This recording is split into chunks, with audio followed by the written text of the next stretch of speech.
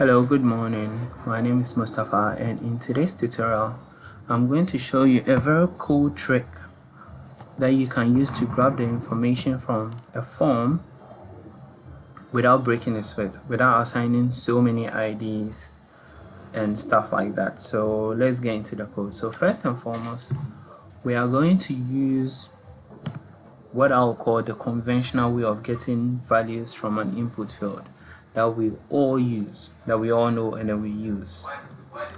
So let's first refresh and then see what we have. So this is our form. We are just grabbing the first name, last name, and the class. So the usual way of doing this, which I think is a long procedure, is to first and foremost define a function which is going to be triggered upon submit, and I'm going to call this function onSubmit. I'm going to pass the event, and I'm going to prevent the default behavior of the form. If I don't prevent it, it's going to submit to a server, and we are not submitting to a server, so we are going to prevent the default behavior, and we are going to query the DOM to grab the values from this element of ID, first name, last name, and school class. So the way we go about this is saying let first name equals document.query selector first name dot value. We are going to do that for last name and school name. So this is for school class, sorry. So this is for school class, which goes to the ID school class right over there, and then last name. Let me change this to last name. So we'll console log it. So we'd say console log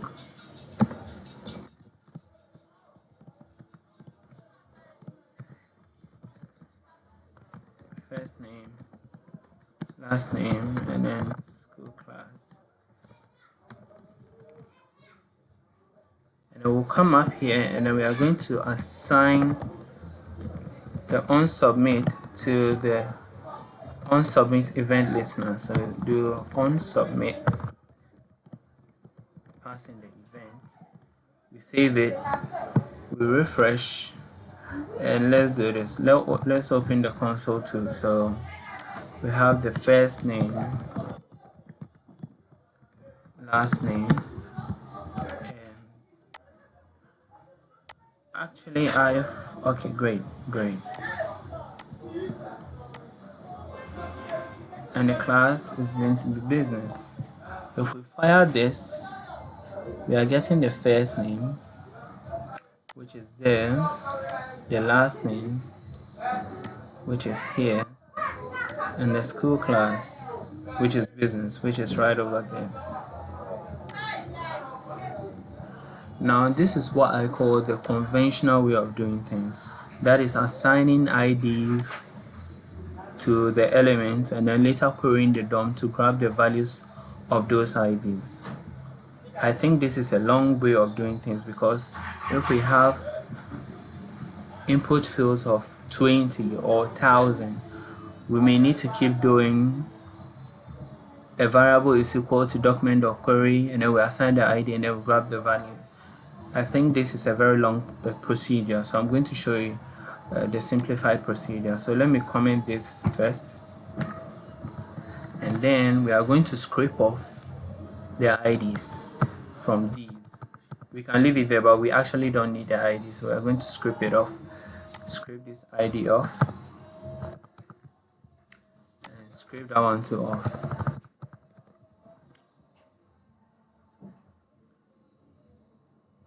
Great. We are going to leave the onSubmit, which is here. We will leave it there, but then we are going to pass a different function upon on input. So we are going to say on input it should fire an on input event function. So So anytime the user key in something, this on input function is going to fire, which we are going to define briefly.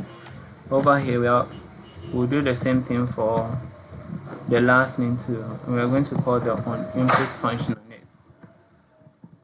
But over here, since this is a select, we are selecting between options, so we are going to call the on-chain event handler on this one. We are still going to pass the on input function to it. Great. So let's define the on-chain. Before we do that, we are going to define this dot state as an empty object, and then we'll later come in and define the on input, and the on input is going to take the event. And what we'll do inside the on input is we are going to grab the names of the elements. So over here, realize that we have a name called class. We are going to grab it. We have a name called last name. That is what we are going to grab. And then we have another name called first name. These are the things that we are going to grab. So we are going to say let name equals e, that's the event dot target dot get attribute. And what attribute do we want to get? The name. So we'll pass in there. We want to get these attributes. Okay, so we'll pass in there. So first and foremost, let's console log to make sure that at least it's working. So we'll pass in the name. We save this. We refresh our form. We realize that when I key in something, it fires.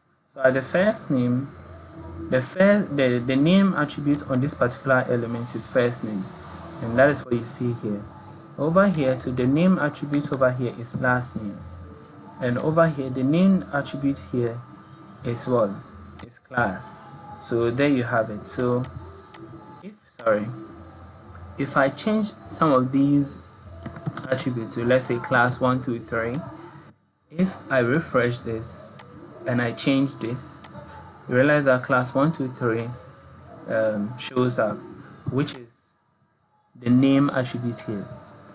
But we want to use class, so we'll leave it as class. So our on input is already working. So now what we're going to do is this. We're going to say this dot state, and then we'll pass in the name. Then we assign the value, which is e dot target dot value. This is all that we need to do.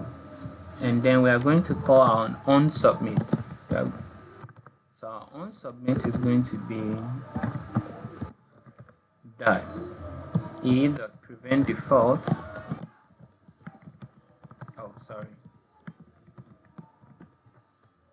Or just console log this dot state. So let's refresh this. Let me pass in my name, my surname, and let me change this. So let's say economy. If I hit the on submit, if I hit the register button, you realize that I get my first name, my last name, and then the class that I chose, which is economy. From this form, you realize that we didn't have to type document or query, pass in an ID, and then grab the value. This simple function right there is doing the magic for us. And then upon submit, when we click the button, we are just console logging it.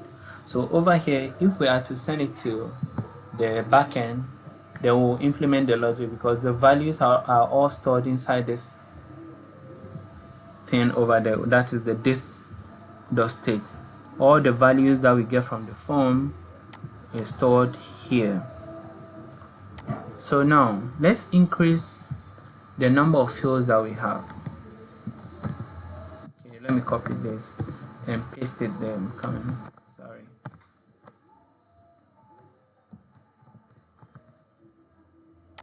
Let's call this age. Let's pass in age here as the name. If we save and refresh this, let's type type in something.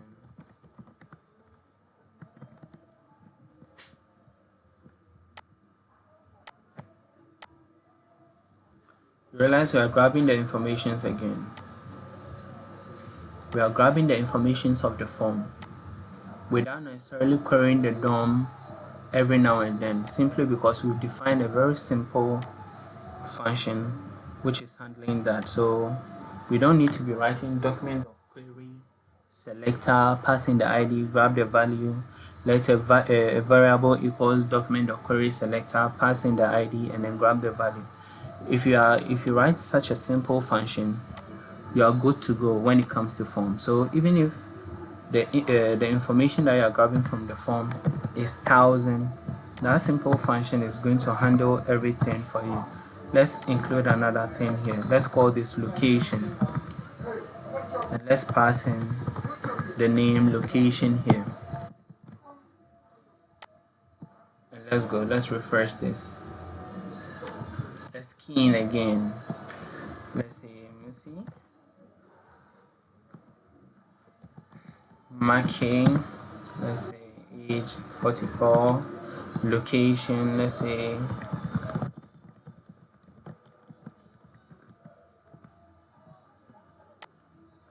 and then let's pass in the class again, or business. So there you have it. So the informations are grabbed from the form again, still operating from that simple function we declared, which is this. So I hope this video is useful to you. And when you're working on projects and you need to get the values from a form, you may also want to use this particular approach rather than using this one, grabbing the values by querying the DOM every now and then. So thank you, and I'll see you in the next tutorial. Bye bye.